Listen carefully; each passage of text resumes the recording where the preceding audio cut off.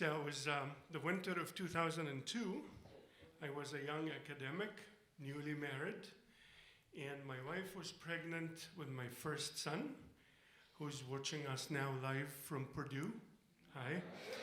And I get a very happy surprise.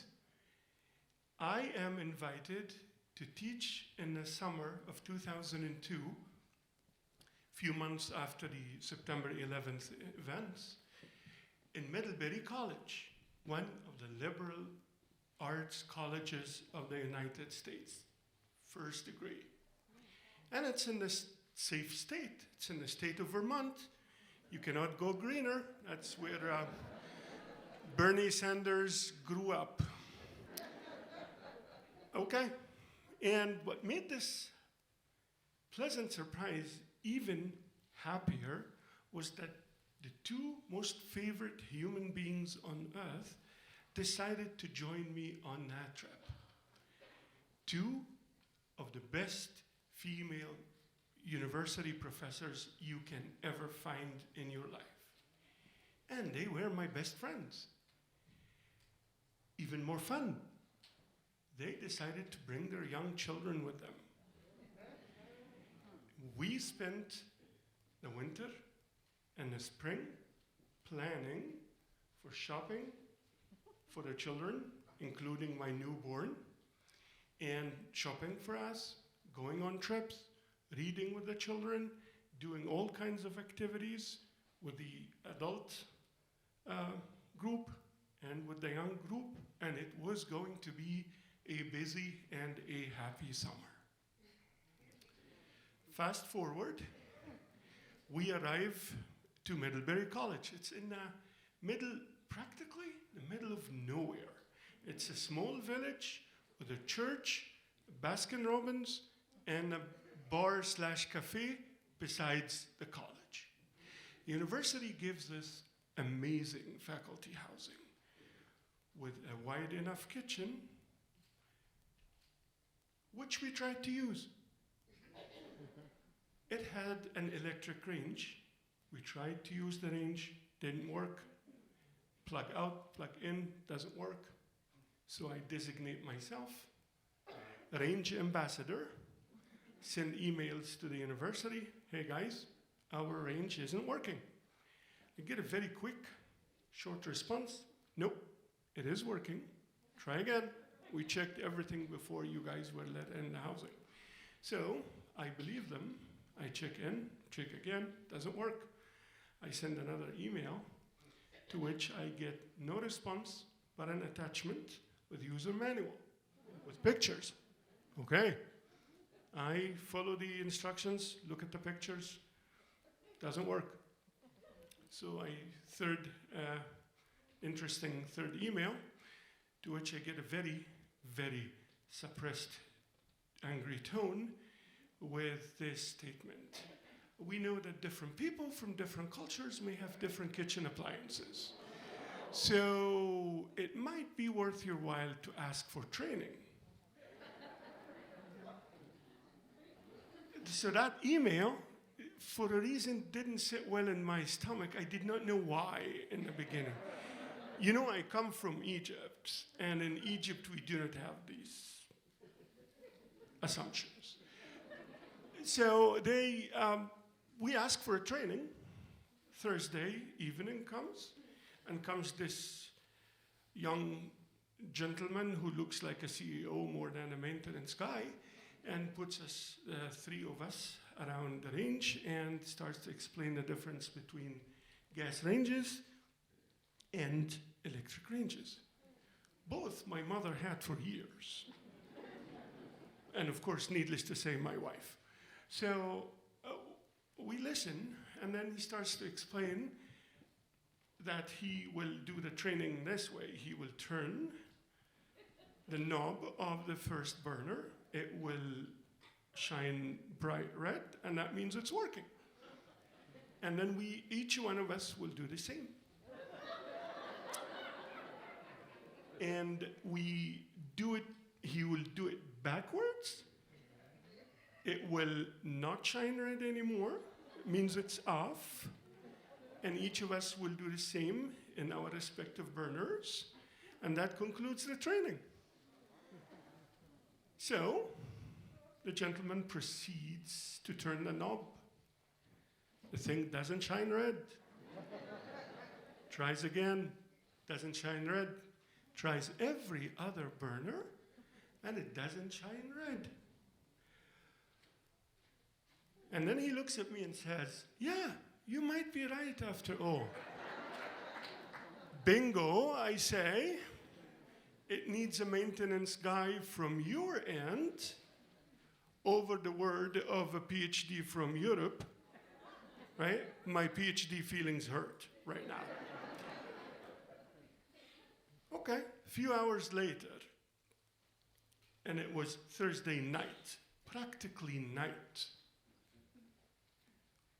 We see a new range coming in and an older one coming out. Then, only then, I know why that email did not sit well in my stomach. I was not only not believed and assumed that I could not turn knobs right and left, but practically this young man managed to get us a range in the middle of the night, and I couldn't for 4 days. Okay. Now we have a range. Life can begin. Saturday morning, we start our first plan, shopping. So we rent a car and go to Burlington Mall. When you go into Burlington Mall, you see, or you used to see, that was 20 years ago, a huge Victoria's Secret front. And back then they had this promotion running 6 body splashes for $20. The ladies in my company, of course, went crazy about it. I did not even know what body splashes were. So they said I should wait for them with the children outside and they will go in. Good plan. So I sit on one of those recliners, and besides me sits an elderly white lady who looked really elegant. And she looked at me and said, are these 2 ladies, do they belong to you? And then I said, no, they do not belong to me. And in the back of my mind, I said, belong?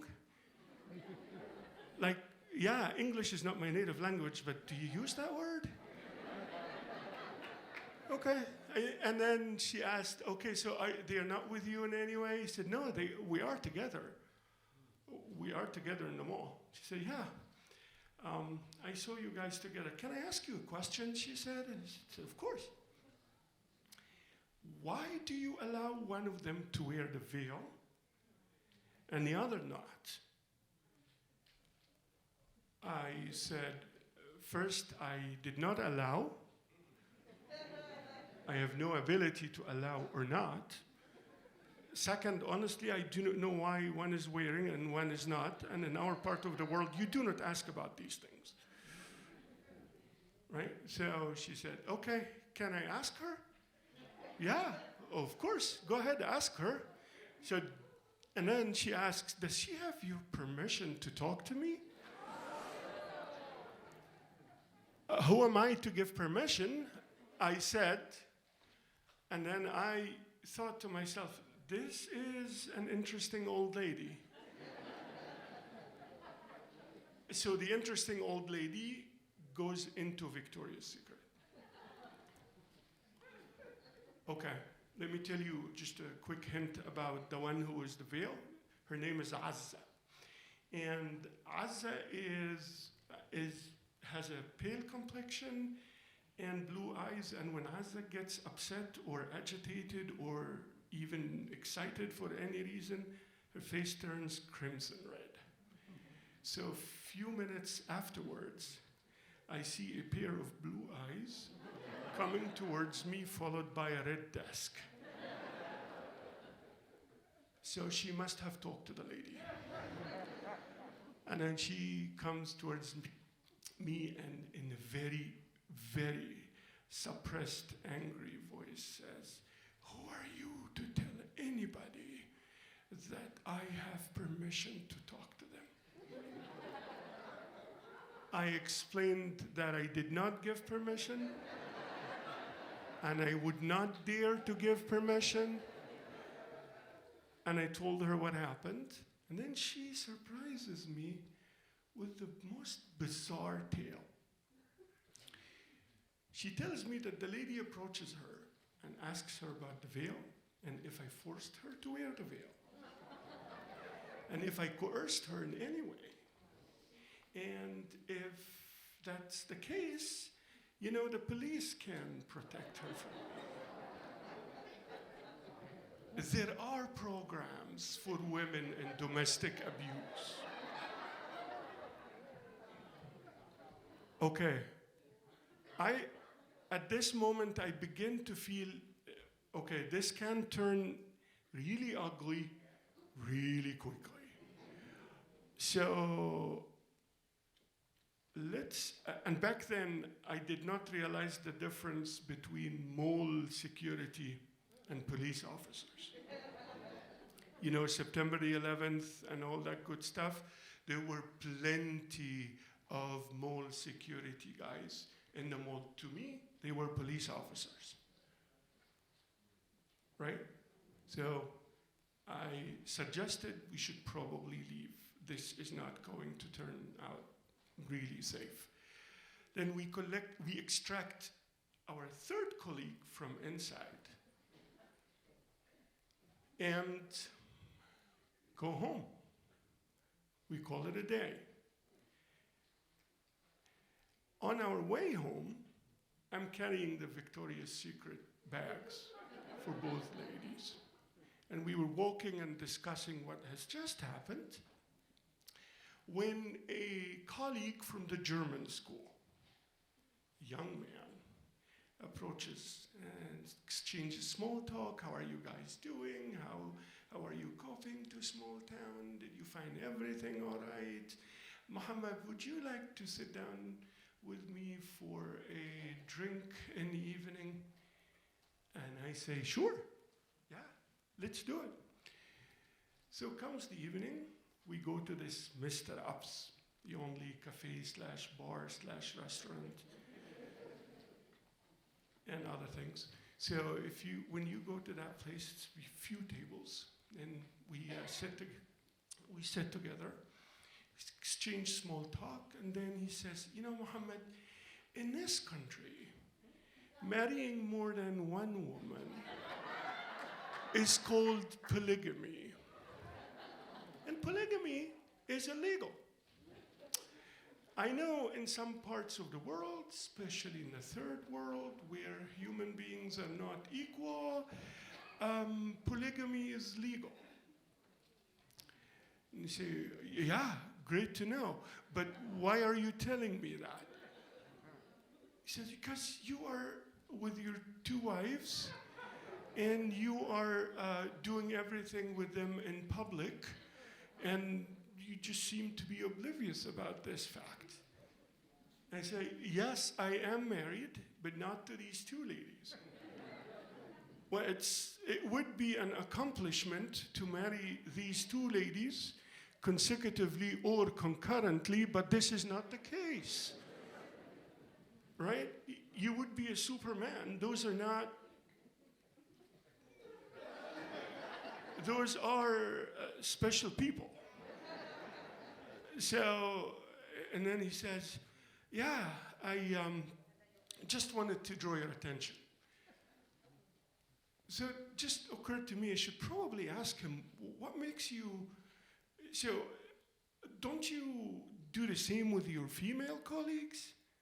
Don't you sit with them, talk to them, carry some stuff for them? He says, yes, I do. Okay, so why don't I make the same assumption about you? Because in this part of the world, we do not do these things. That's what he said. And you are always with them, always with the children. I even thought they were your own children. And then I just don't say anything to him. I stand up and I leave. Walking back to the university housing, the air cools me a little bit, and I begin to see the real danger I'm in. So, few days ago, I was assumed unable to turn a knob. Today, I was assumed as a woman abuser and then a polygamous person. And in the university setting, that is career ending. So this is going to be really dangerous. And I make a very difficult decision.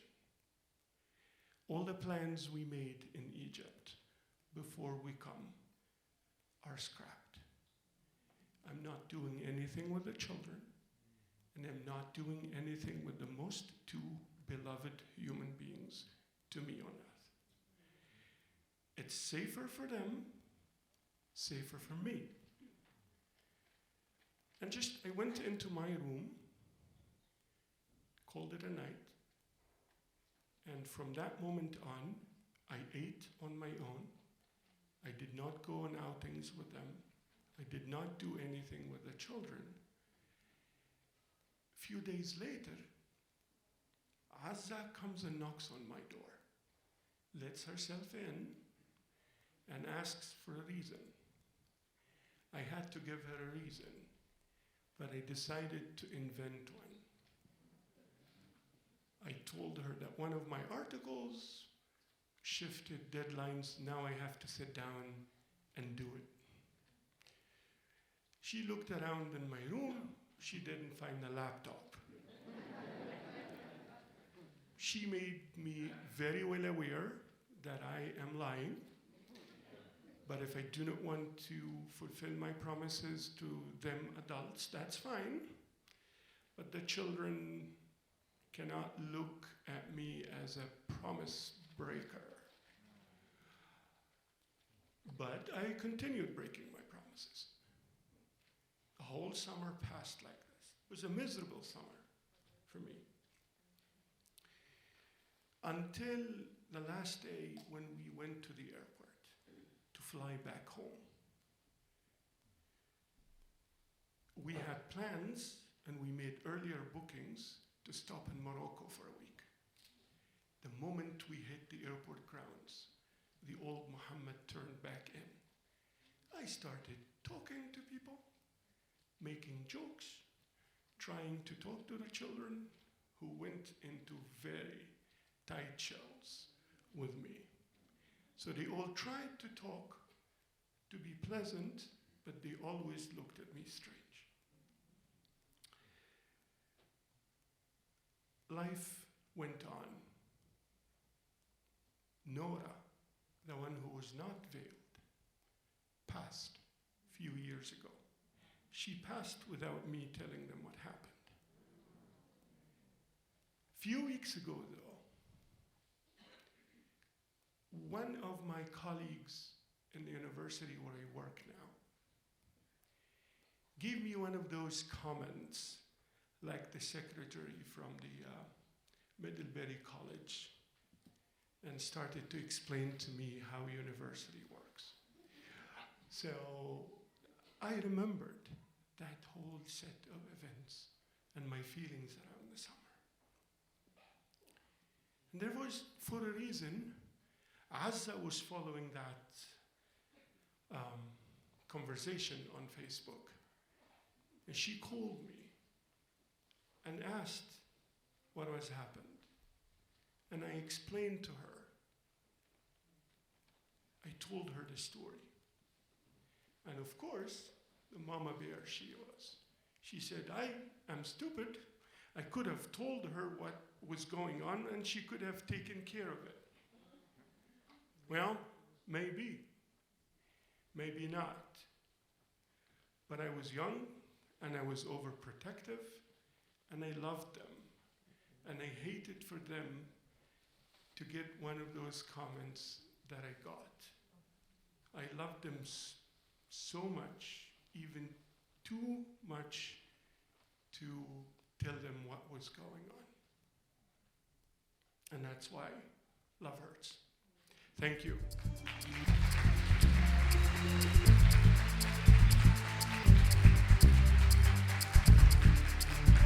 Muhammad al-Sharkawi.